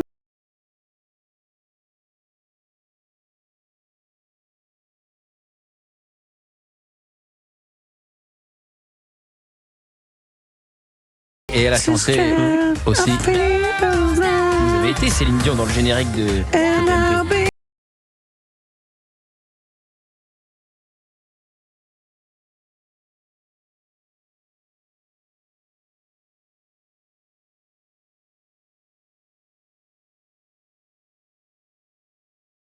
d'ailleurs, tiens. Non, Léon Desfontaines. Non, Léon Marchand. Oui, Léon Marchand déçu par Emmanuel Macron. Et comme il n'a pas sa langue dans sa poche, il a dit via son compte X. Il n'a pas dit. Il a juste mis sur son compte un emoji clown. Exactement. Voilà. En fait, il est déçu, en fait, mécontent face au rétropédalage d'Emmanuel Macron ce jeudi 14 novembre via le réseau social X. Léon Marchand a publié un article. Parce que c'est pour les sports à l'école. Exactement. Mais vous avez vu que la ministre a dit qu'ils allaient le faire. Voilà. Donc ça allait prendre un peu de temps. Ils étudiaient le dossier. Exactement. Voilà. Je suis au courant de tout. Bah oui. C'est Anne qui a dit ça. Anne Jeunetet. Exactement. Vous l'appelez Anne, Anne, bien sûr. Vous la connaissez bien? C'est Anne. Anne qui a dit ça. La ministre de Education, of Education, Anne Jeunetet. Mais vous vous rendez compte le pouvoir qu'a pris Léon Desfontaines? Léon Marchand. Léon Desfontaines aussi. Très bien, c'est la meilleure info que tu aies donnée. Il était parfaitement inconnu avant l'été. C'est devenu évidemment une star avec ses exploits énormes au JO. Et maintenant, il peut faire un espèce de rétropédalage, provoquer un rétropédalage au gouvernement par un tweet avec un simple emoji clown. Ça s'appelle le pouvoir. Enfin, 5 médailles d'or quand même aux Jeux Olympiques. 5 médailles. Vous avez déjà eu des médailles d'or? Non. En natation. J'ai eu des disques d'or, mais pas des médailles d'or. Il nage dans le petit bain, lui. Il va pas bien loin. Il va pas bien loin. Il flotte. Sortez du pédiluve. Il a une frite et des brassards. Intégré. Dernière info. La dernière info, je peux vous donner Johnny Hallyday, puisqu'en ce moment, c'est la guerre des biopics. Ah oui. Il y a 2 biopics qui se préparent. Sur Johnny Hallyday. Ça va être très compliqué. Il y en a un avec, bien sûr, Laetitia Hallyday, évidemment, qui est fait en accord avec elle, et puis un autre qui est fait par son ex. Je l'adore aussi. Jalil Desper. Il est gentil, Jalil Desper. Alors c'est la guerre. Tous les deux déjà sont en train de les biopics au cinéma, je précise. Sur Johnny. Oui, vont sortir pratiquement au même moment, à mon sens. Vous aimeriez voir un biopic sur qui, vous? Alors moi j'en ai fait un. Je suis co-auteur du biopic de Claude François. Non, c'est pas vrai. Bien sûr. C'est un de mes préférés. Qui a fait 2 millions d'entrées au cinéma. J'ai adoré, moi, Claude. C'est un des plus. Aznavour est sur le bon chemin, je précise. Bien sûr. Parce que là ils sont à 1 482 000 à l'heure. 2 millions. C'est énorme, en quelques jours, quelques semaines. Et la môme, c'est pas bon? Alors la môme, c'est pas moi. Ils ont fait avant d'être oscarisé. Avant d'être oscarisé, la môme a fait 2,4 millions en France. C'est le plus gros biopic. Et derrière, c'était Clo-Clo. Et je pense que Aznavour va être dans un mouchoir aussi. Petite question, Raphaël Quenard va interpréter Johnny. Il sera dans le film autorisé ou dans celui qui n'est pas autorisé? Alors celui autorisé. C'est Mathias Kounart qui est belge, qui est dans celui qui n'est pas autorisé. Exactement. Voilà, merci, bravo. Qui a eu un César pour 2 rouillés d'os de Jacques Audiard. Entre autres. Exactement. Ils sont forts. Monsieur Cinéma. Ils sont forts. Mais ce qui est dingue, c'est qu'il était autorisé au départ, celui de Jalil Desper. Quand ils étaient ensemble. Ils étaient ensemble. Et donc, ils se sont séparés. Et maintenant, Raphaël Quenard, ça va être réalisé par Cédric Jiménez, qui avait fait Bac Nord. Et on ne peut pas interdire un biopic. Bien comprendre ça. Ah oui, c'est vrai. Oui, parce que c'est un personnage. Un biopic sur vous. Si vous voulez demain, c'est à partir du moment où vous avez affaire à un personnage public, il y a une loi de 57 qui vous autorise à faire, à condition que les propos soient pas mensongers. Merci. Et que voilà. C'est pas une première, sur Saint-Laurent. C'était passé exactement la même chose. Coco Chanel. Moi, je suis en train de faire le biopic de Kiabi là. À tout de suite sur Europe 1. Tout de suite. 16h. Je viens d'avoir Renaud là au téléphone. Là. Apparemment, il est toujours vivant, toujours debout, toujours la banane. Non, mais j'adore Renaud. Vous savez, vous pourrez lui dire un jour que j'aime beaucoup Renaud. Je le vois de temps en temps, oui. Il adore. Oui, je vais lui dire, bien sûr, avec plaisir. Parce que j'aimerais bien un jour, un jour vivant. Rassurément. Et juste j'aimerais bien m'asseoir sur un banc avec lui. Il est culte. L'Hexagone aussi, c'est exceptionnel. Merci, Hexagone. Être né sous le signe de l'Hexagone. Bon, vous la chanterez chez vous avec votre femme ce soir, merci. Pour l'instant, on a du boulot. 01 80. Oui, merci. Dès que le Pôle emploi vous appellera. Dès que le Pôle emploi vous appellera, tu nous rappelleras. C'est pas l'homme qui prend la mer, c'est la mer qui prend l'homme. Merci, merci. Qu'est-ce qui se passe là, Gauthier? C'est l'euphorie. 01 80 20 39 21. 01 80 20 39 21. Vous êtes sur Europe 1 et on parle bien entendu des réquisitions contre le Rassemblement national, donc de la prison ferme et des peines d'inéligibilité. Surtout cette exécution provisoire, je le dis pour les auditeurs d'Europe 1, cette exécution provisoire, forcément, elle engendrerait que Marine Le Pen ne puisse pas se présenter en 2027 à l'élection présidentielle. Donc c'est quand même un énorme séisme dans le paysage politique, puisqu'elle a fait 2 fois finale. Elle a fait 2 fois le second tour, absolument. 3 candidatures, et elle était surtout la favorite pour la prochaine élection. C'est pas n'importe quelle candidate que vous empêchez de se présenter. Donc là, en plus, le procureur a demandé 5 ans. Bon, ça peut être ramené à 3, mais 3 ans suffisent à l'empêcher de ne pas être candidate si c'est exécuté tout de suite en février-mars prochain. Alors, Léon Desfontaines est avec nous. Merci Léon Desfontaines d'être là avec nous et de réagir à ça. Quelle est votre réaction à ces réquisitions ? Bon, la première chose, c'est que je vais partir des faits. Hier, j'ai allumé mon compte X et j'ai vu en top tweet je soutiens Marine. Je me suis dit, mince, c'est qui ça, cette Marine qui s'est fait tomber dessus? Et donc je regarde en détail, c'est le Rassemblement National, où là, il n'y a pas un député, pas un parlementaire du Rassemblement National qui n'a pas fait le hashtag je soutiens Marine. Logique. Mais ils ont raison, vous auriez fait pareil. Oui, mais c'est une martyre ou il se passe quoi? Ils auraient fait pareil. À croire que Marine Le Pen est victime d'une cabale médiatique, etc. Non, mais Léon Desfontaines, vous auriez fait pareil pour Fabien Roussel. Je vais répondre. Oui. Fabien Roussel n'est pas dans le cas de Marine Le Pen à l'heure actuelle, sauf preuve du contraire. Donc la réalité, c'est quand même que le Rassemblement National, il faut quand même qu'on s'en rapote. Visiblement, moi j'ai les mêmes informations que vous, qui est dans la presse, etc., a mis quand même en place un système de détournement de fonds assez massif. Vous avez toutes et tous en tête Monsieur Odoul qui, je ne sais plus sur quel plateau télé, est interpellé, refuse de répondre lorsque un journaliste lui pose une question en disant comment se fait-il que 4 mois après avoir été embauché au Parlement européen, vous envoyez un mail à Marine Le Pen savoir si vous pouviez rencontrer la parlementaire pour laquelle vous bossiez et si vous y avait moyen de visiter le Parlement européen. Donc je veux dire, visiblement aujourd'hui, en tout cas ce qui saute aux yeux des Français, c'est qu'en effet il y avait, selon toute vraisemblance, un système de détournement massif. Maintenant, moi, je suis un grand démocrate, un grand républicain, je crois à la séparation des pouvoirs, et à l'heure actuelle, il n'y a pas de décision du juge, et ça sera au juge de rendre la décision qu'il entend, et dans tous les cas, peu importe la décision du juge, la finalité reviendra au peuple de France, parce que ce soit par la loi, c'est les représentants des Français qui ont mis en place cette loi, qui, je le rappelle, suite notamment à l'affaire Cazeneuve et pour éviter qu'on ait des responsables politiques Cahuzac, excusez-moi. Mais Cazeneuve, le pauvre, il a rien fait. Cahuzac, un autre socialiste. Cazeneuve, il est dans le même gouvernement, c'est d'où la confusion. Mais en effet, Cahuzac, et notamment pour empêcher des responsables politiques de pouvoir comme ça, de manière outrancière, détourner des fonds publics, l'argent de nos impôts, je le rappelle, et puis être élu au fur et à mesure à chaque élection. Ça, c'est le premier sujet. Donc, si jamais elle est jugée comme inéligible, c'est à travers la loi qui est élue par les représentants du peuple. Et si jamais elle n'est pas jugée inéligible, eh bien, ça sera aux Français qui, visiblement, commencent à connaître cette affaire, qui auront les manettes et savoir s'ils lui apporteront son soutien ou pas. Alors, justement, 01 80 20 39 21, est-ce que vous apportez votre soutien à Marine Le Pen, comme vient de nous le dire Léon Desfontaines, ce que ça l'a étonné hier, le hashtag je soutiens Marine. On a Sonia en ligne qui est avec nous. Bonjour Sonia, depuis Picardie. Oui. Bonjour, merci d'être avec nous Sonia. Bonjour. Merci d'être là, Sonia. Vous nous appelez de Picardie et on est en direct sur Europe 1. Qu'est-ce que vous pensez de ces réquisitions? Je trouve que c'est injuste. Parce que nous l'appelons Marine, nous l'appelons pas Madame Le Pen. Tout le peuple qui la connaît, nous sommes des milliers et des milliers et des milliers à approuver donc Marine, parce que vraiment, elle est quelqu'un qui fait beaucoup de choses pour le peuple. Nous l'avons vu, et moi-même, je l'ai vu en train de prendre, et ça, Monsieur Macron ne le fait pas, prendre un SDF qui s'était recoiffé un peu, et elle l'a pris dans ses bras en l'invitant justement à un de ses banquets qu'elle était en train de faire, c'est-à-dire de faire son discours qu'elle allait faire. Et faire ces choses-là, c'est parce qu'on veut prendre sa place. Cette femme, elle a, excusez-moi, mais je vais être grossière, elle a des couilles. Et ce matin, quand j'ai entendu le monsieur qui a parlé... oui. Ah oui, non, mais faut le dire. C'est une femme vraiment, et c'est comme vous. Vous dites tout ce que vous avez envie de dire, et c'est vachement bien parce que c'est pour ça qu'on vous écoute. Merci, Sonia. Et cette femme... Et le monsieur qui a parlé aussi ce matin, où il y avait un gars qui l'empêchait de parler, où il disait c'est comme ça que Marine n'a pas pu parler, c'est vrai aussi. Et là, ce monsieur-là, on avait aussi dans le slip, parce que moi j'ai écouté depuis ce matin, et même hier soir je vous ai laissé un message. Merci, elle ne mérite pas du tout ce qu'ils sont en train de faire.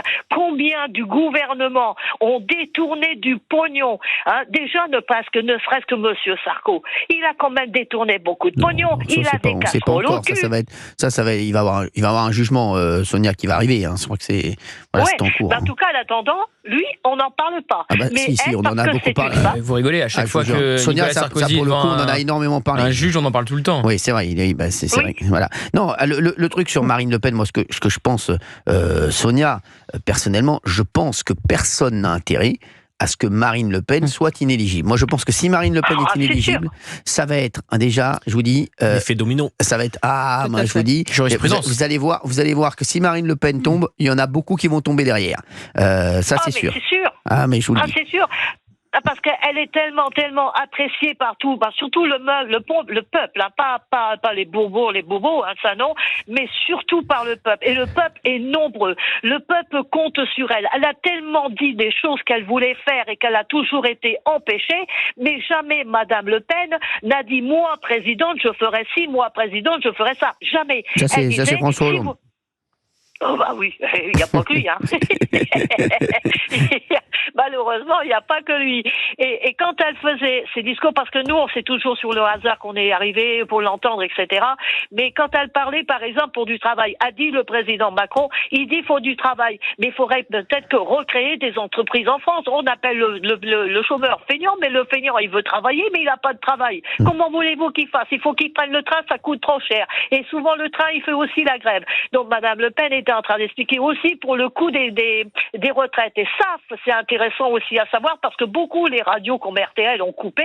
Elle avait bien dit, celui qui a travaillé avant 18 ans ou 20 ans a le droit justement d'être à la retraite à 62 ans.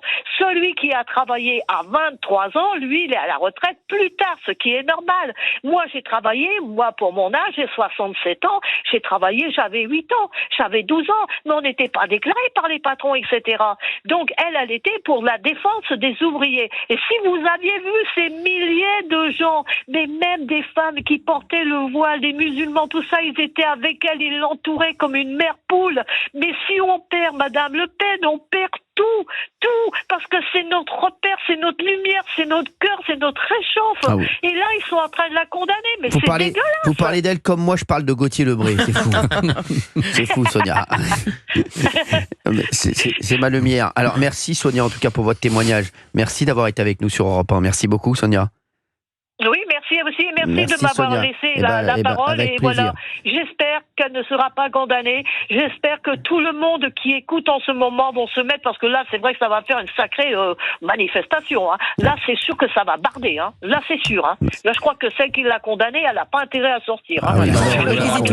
C'est un réquisitoire. Il ne faut jamais appeler à la violence. Elle fait son travail, la procureure. Alors, pour l'instant, c'est un réquisitoire. Et puis, c'est vrai que voilà, pour l'instant, la procureure, elle n'a rien à voir là-dedans. Elle fait son travail. Elle a requis, effectivement. Merci, Sonia, d'avoir été avec nous sur Europe 1. Merci, et bonne soirée à vous. Merci, et puis, Sonia. bonne émission, je vous fais des bisous. Super. Merci, je vous fais des bisous, Sonia. Il faut bien mesurer combien, si l'exécution est maintenue, c'est un tsunami par rapport au paysage présidentiel, mais un tsunami aussi pour l'électorat de Marine Le Pen et du RN, qui vivra les choses de manière extrêmement douloureuse. Et donc, ça peut susciter dans le pays un climat encore plus difficile, dur. Exactement. Oui, c'est-à-dire c'est pas que la présidentielle, c'est aussi le climat actuel où des gens se diront non, vous pouvez pas faire ça.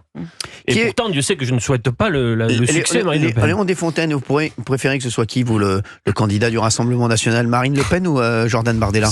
C'est pas à moi de le déterminer. Non, mais pour vous, le plus dangereux, c'est qui? Celui qui a le plus de chances de gagner, c'est Marine Le Pen ou Jordan Bardella? Honnêtement, au vu des popularités, ils sont un kiff-kiff, ils sont un touche-touche, les deux. Kiff-kiff bourricot, quoi. mais par contre, ce qui est sûr, c'est qu'aujourd'hui, M. Bardella, quand même, est moins sûr de lui. Enfin, je vous rappelle quand même le débat de l'entre-deux tours, enfin, pas de l'entre-deux tours dans les législatives, où il était plus capable de savoir à quel âge on partait à la retraite, si c'était 60 ans, 62 ans, 66 ans. Je trouve qu'il est encore un peu jeune, à mon avis, pour prendre des responsabilités à la tête de l'État. Beaucoup plus âgé que lui, surtout. Ah, mais je ne prétends pas être président de la République. Oui, mais il est dans 3 ans, à la vitesse où il va, dans 3 ans, Jordan Bardella, Jordan Bardella, c'est en chien. 1 an pour lui, ça fait 7 ans. Non, mais c'est vrai, donc, je vous dis, dans 3 ans, il aura 21 ans de plus. Voilà, oui. Vous savez que beaucoup font le parallèle avec François Fillon, en disant la justice a tué François Fillon. Il a écrit ça n'a rien à voir. Ça n'a rien à voir.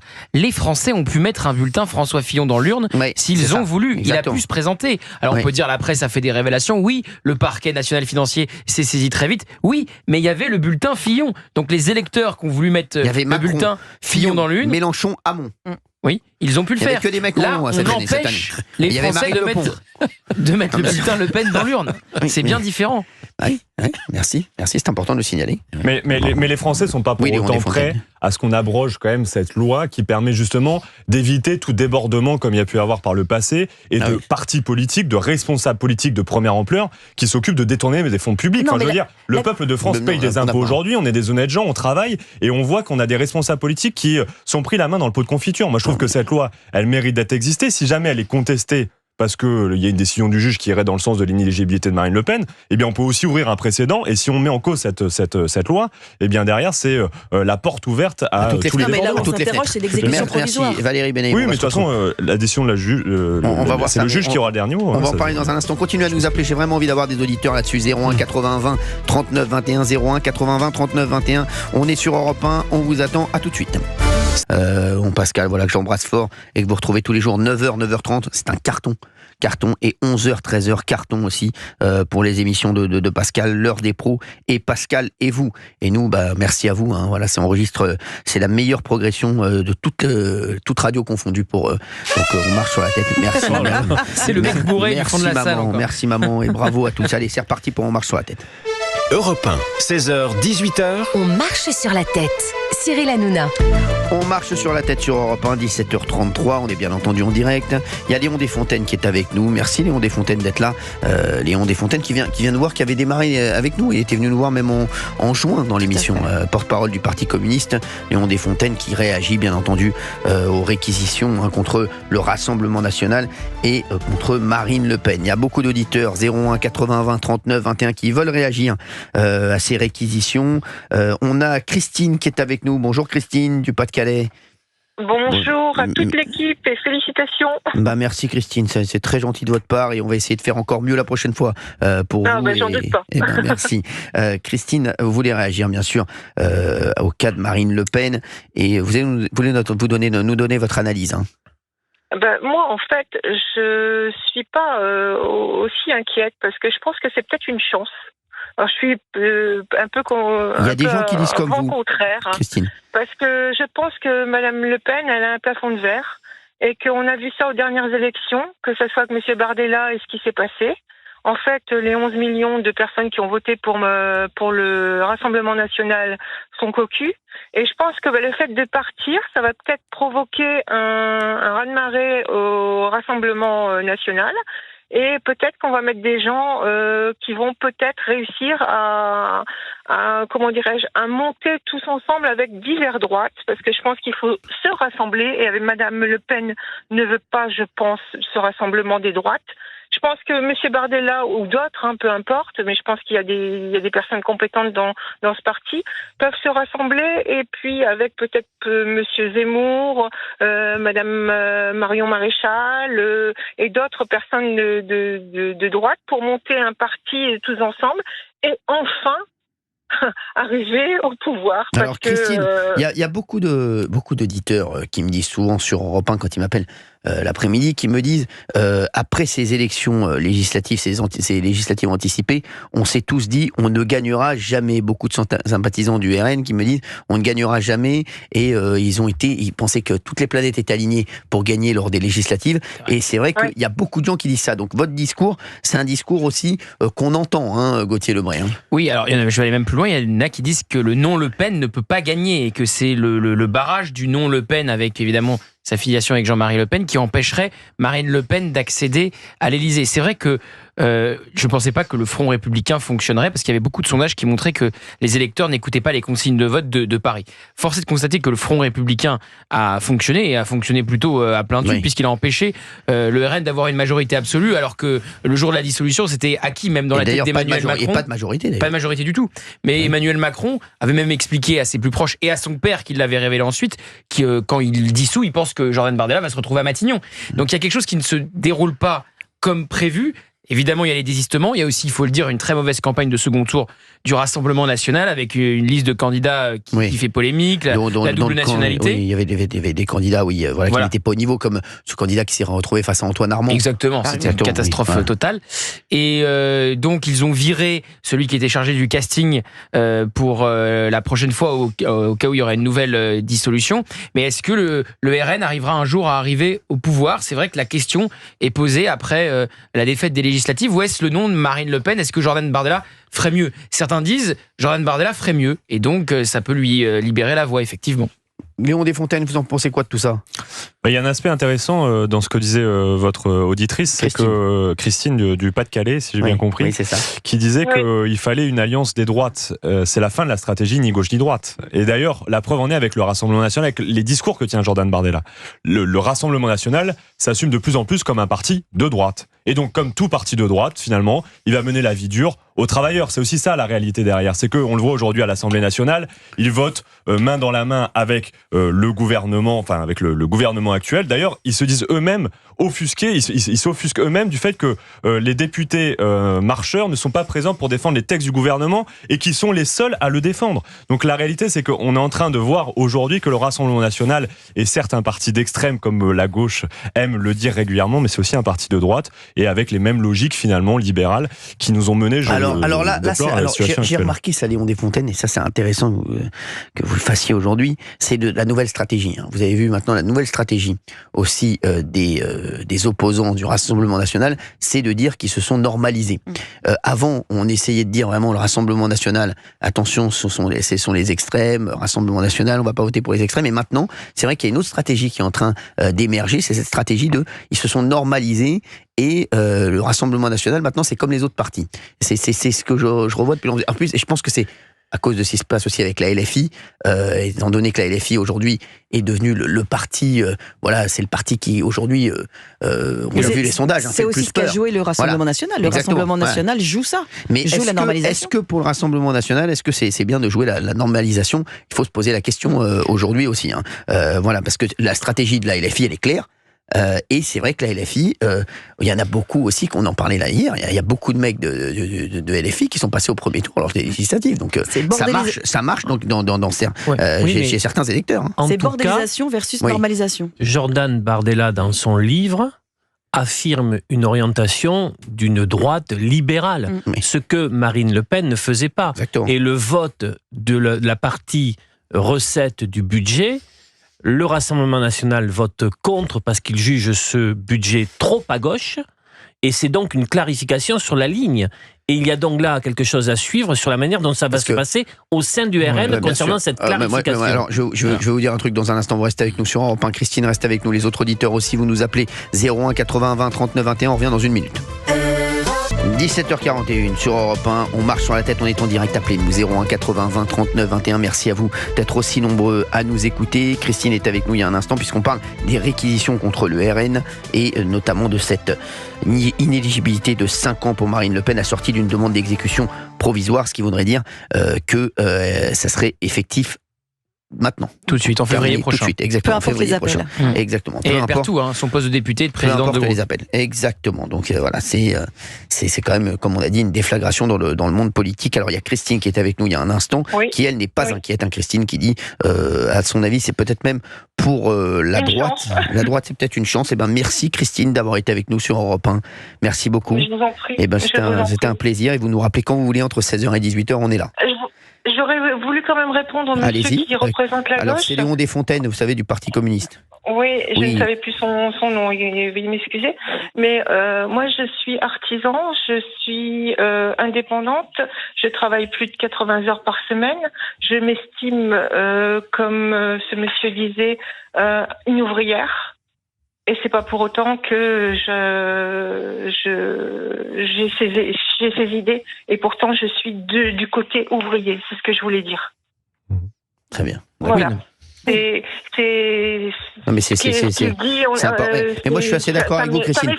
Je vais vous dire la vérité, Christine. En plus, c'est d'Artigol, Olivier, qui disait il y a un instant qu'il avait lu le livre de Jordan Bardella et c'était plutôt libéral au niveau économie. Sachez, je pense, aujourd'hui, le Rassemblement national aussi, ils sont dans un dilemme. C'est-à-dire, vraiment, c'est où ils se rapprochent des LR.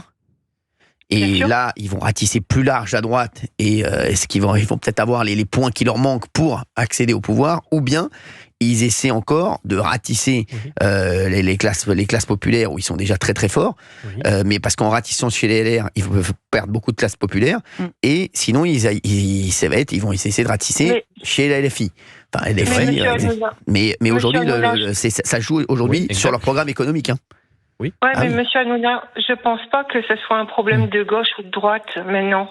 Moi, je suis de droite depuis très très longtemps, mais je ne crois plus en cette droite. Quand je les vois se battre encore pour un plat de lentilles, franchement, vous ne croyez plus à la droite classique? Non, plus du tout.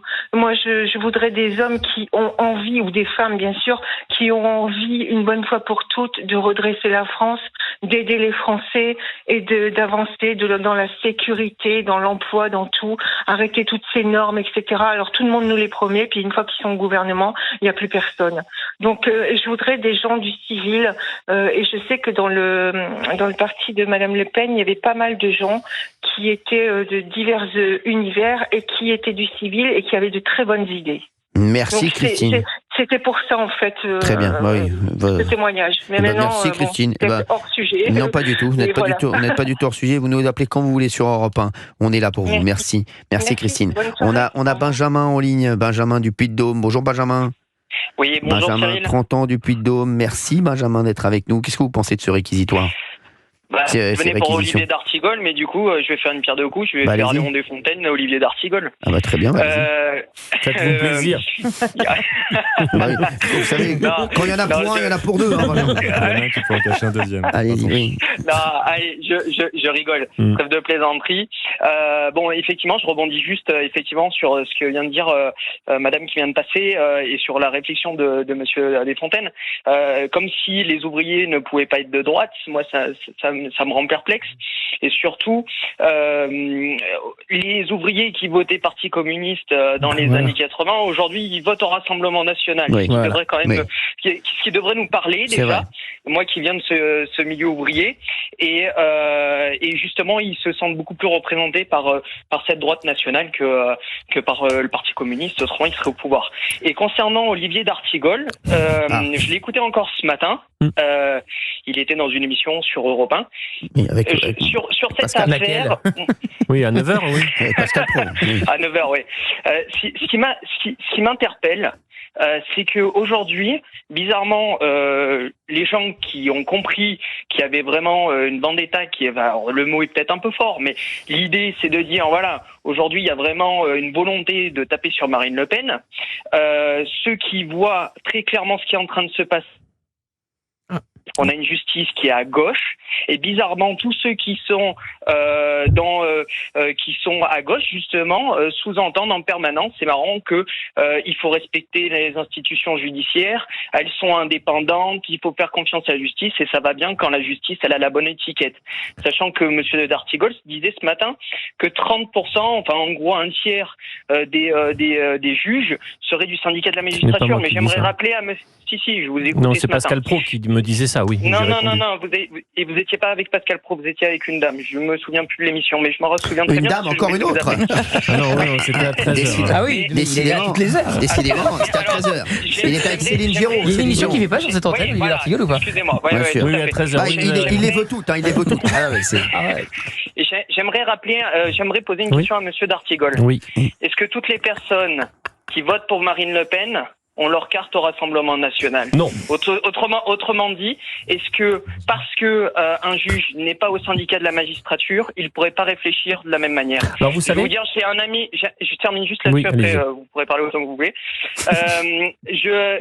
J'ai des amis qui ont fait l'école de magistrature et l'école de droit. Ils m'ont dit, tu sais, c'est un scandale ce qu'on nous enseigne, la façon dont on doit penser. C'est pas ce que la justice nous demande de faire, c'est comment on nous demande de penser. Et il y a des politiques, et je me rappellerai plus encore une fois, ce politique qui a dit il y a quelques années que de toute façon la justice devait être partiale. Et je pense que c'est très clairement ce qu'on met dans la tête de nos juges. Et aujourd'hui dire, parce qu'il y a un tiers de personnes qui sont à un syndicat de la magistrature, le reste ne le serait pas, je pense que c'est noyer le poisson. Voilà. D'abord, est-ce que le syndicat de la magistrature a un biais idéologique? Oui. Est-ce que cela doit nous amener à avoir une suspicion générale permanente sur toute décision de justice? Non. Mais je vous demande quelque chose. Est-ce que sur le plan judiciaire, l'affaire concernant les assistants parlementaires européens du Rassemblement national est vide? Ou est-ce qu'il y a des sujets qui véritablement méritent enquête puis décision d'un tribunal? Non, mais vous avez écouté quand même la décision du magistrat qui expliquait que de toute façon ils ne pouvaient pas enlever leur Rolex alors qu'il y a des pièces sur lesquelles ils ont même pas. Non mais vous, le voit vous ne très me bien, répondez pas. J'entends cette phrase est plus que maladroite. Je ne suis pas pour l'exécution, mais est-ce que le dossier est vide ? Non, mais il y a des choses. Mais je peux vous garantir, et je mettrai ma main à couper, que si demain c'était une personnalité de gauche qui serait en face, il n'y aurait pas une sanction aussi ferme. Alors, Léon Desfontaines, qu'est-ce que vous pensez de ce que dit Benjamin ? Notre auditeur du Puy-de-Dôme. Je dis le premier qui a été condamné, c'est un ministre de gauche. Enfin, je veux dire, à un moment, c'est aussi ça l'importance d'avoir une justice. Monsieur Cahuzac, encore une fois, mais toujours. Encore et toujours. Mais ce que je veux dire, c'est que c'est ça aussi l'importance d'avoir une justice et de ne pas critiquer la justice, enfin la position idéologique de la justice. Si on commence à faire ça, alors d'un seul coup, ça peut être la foire d'empoigne sur tout. On peut contester toutes les décisions du juge, et alors ça voudrait dire que nous ne sommes plus dans un état de droit, que nous ne sommes plus en République. Et là, en effet, c'est la porte ouverte à des choses qui pourraient être fait une très bonne émission. On pourrait respirer un peu et donner la parole à d'autres personnes qu'à des communistes. Je n'ai plus d'engagement, j'ai une sensibilité. Non, mais je n'ai plus de responsabilité politique. Vous avez une sensibilité. Non, merci. Je n'ai plus d'engagement et de responsabilité. Sur les ouvriers, je peux répondre à la première interpellation. Sur les ouvriers, moi je pense qu'il y a un vrai sujet. On a à cœur de dénoncer l'imposture sociale du Rassemblement national, notamment sur le fait qu'ils votent contre l'augmentation des salaires, etc. Mais il y a une chose qui est intéressante dans ce qui a été dit, c'est que c'est important aussi de montrer à gauche un discours et un message qui est porteur d'espoir auprès des ouvriers. Si les ouvriers ont délaissé peu à peu la gauche, c'est aussi parce que je pense que la gauche a abandonné peu à peu les ouvriers. Et ce que nous entendons faire, nous, le Parti communiste français, aux côtés de Fabien Roussel, c'est nous réadresser justement à ce cœur de cible qui devrait être l'électorat central à gauche, celui des ouvriers et des travailleurs de ce pays. Et nous, c'est l'ambition que nous nous donnons, et c'est pour cela que nous retournons aux portes des entreprises, c'est pour cela qu'aujourd'hui on défend un projet de nouvelle industrialisation. Léon Desfontaines, je vous adore, Léon Desfontaines, mais là, est-ce que vous avez des espoirs pour 2027 ? Pour Fabien Roussel ? En fait, pour Fabien Roussel, bien évidemment, mais pour la gauche en général, en fait, je ne sais pas quelle configuration il y a. À l'heure actuelle, pour l'instant, la gauche, je ne vois pas en effet la figure qui pourrait émerger, permettre de gagner l'élection présidentielle. Mais nous avons encore quelques semaines, quelques mois, quelques années pour permettre de retrouver une gauche qui ne soit ni la gauche qui a trahi, celle qu'on entend partout en disant on a essayé en 2012 et la gauche ça n'a rien changé pour nous, ni la gauche qui a un effet aujourd'hui repoussoir chez les ouvriers, en tout cas qui ne s'adresse plus aux ouvriers. C'est qui la gauche qui a trahi ? Ceux qui assument très clairement qu'il faut arrêter de s'adresser aux Français qui habitent en dehors des métropoles. Vous visez Jean-Luc Mélenchon. C'est les propos qu'il a tenus en début septembre. Bravo, c'est fort ce que Et donc l'important c'est de d'écrire une nouvelle page à gauche. Un garçon comme Karim Bouamran, le maire de Saint-Ouen, vous le connaissez ? Oui, proche de Raphaël Glucksmann, et donc de François Hollande. Il est bien, je vois très bien qui c'est. Il est bien lui. C'est pas ma tasse de thé. Honnêtement, après il faut avoir le projet. Moi ce que je dis c'est au-delà de l'incarnation, c'est le projet politique qu'on doit porter. Et la gauche qui est sûre, c'est qu'elle doit retrouver sa boussole, c'est défendre les ouvriers et de nouvelles industries. Moi je pense que la politique c'est comme la radio. Le plus important c'est l'incarnation. Je vous le dis. Et je pense que justement vous devez trouver une incarnation. Je suis désolé, l'incarnation est peut-être plus importante que le projet. Je le pense, après, pour une élection présidentielle. Pour les présidentielles. Je vous le dis, moi. Oui, il nous reste 30 secondes, Benjamin. Ouais, je termine juste là-dessus, je réponds à M. Desfontaines. Monsieur Desfontaines, déjà, vous dites le Rassemblement National vote contre l'augmentation des salaires, mais écoutez, vous parlez un peu avec les ouvriers, peut-être il faut descendre dans les ateliers, je vous le dis avec beaucoup de sympathie. Les ouvriers, ils ont compris que l'augmentation des salaires, c'était pas une finalité parce que ça crée de l'inflation, ils sont pas idiots. Et de l'autre côté, je vous le dis encore avec énormément de sympathie, pour une personnalité de gauche, vous n'avez pas la bonne étiquette, parce que vous êtes communiste, et quand on voit les désastres qu'il y a eu dans les usines de Staline, vous garderez en mémoire ça. Et vous savez, vous parlez des ouvriers, mais il faut voir un peu ce que les communistes ils ont fait dans les pays où ils sont passés au niveau du prolétariat. Ça a été une boufferie. Merci. C'est vrai que la sécurité sociale et les retraites en France. Merci Benjamin, merci d'avoir été avec nous sur Europe 1. Merci Léon Desfontaines d'avoir été avec nous également sur Europe 1. Tout de suite, alors événement sur Punchline. Laurence Ferrari sur CNews Europe 1 reçoit Jordan Bardella. Allez, c'est parti et merci à vous tous d'être aussi nombreux à nous écouter. On se retrouve demain 16h. Merci.